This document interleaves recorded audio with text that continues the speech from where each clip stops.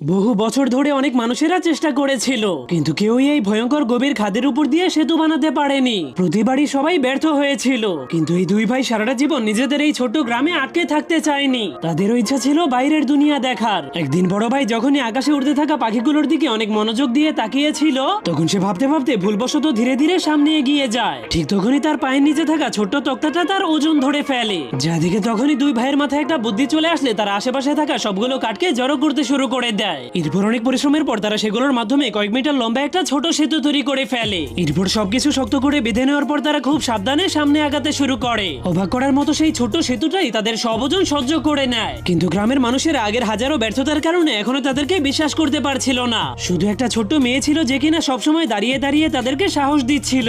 এই জন্য দুই ভাই ঠিক করেছিল তারা তাকে হতাশ করবে না, যার কারণে তারা একটা শুকনো গাছকে ভর হিসেবে ব্যবহার করার সিদ্ধান্ত নেয়। অনেক দিনের পরিশ্রমের পর তারা একটা বিশাল বড় পাথরকে নিচে